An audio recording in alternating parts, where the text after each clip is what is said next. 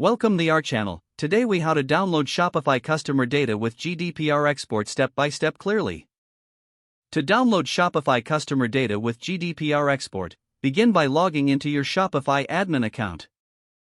Once you're in, navigate to the settings option located at the bottom left corner of the dashboard. In the settings menu, click on Data Privacy.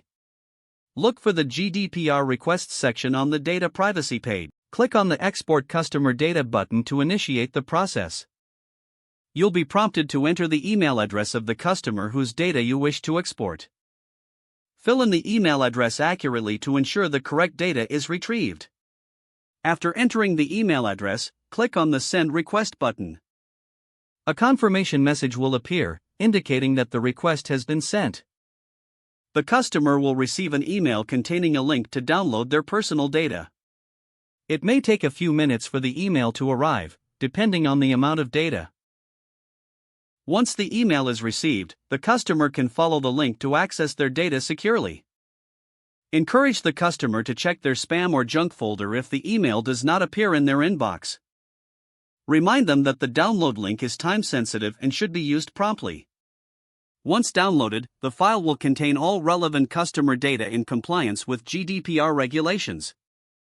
The process ensures transparency and gives customers control over their personal information. Always keep your Shopify settings updated to ensure ongoing compliance with privacy laws. If the page does not load, refresh the browser or try again in a private or incognito window. Make sure you are using the correct email address, then retype it carefully to avoid small typos. If your password is not accepted, use the reset option and create a new strong password you can remember.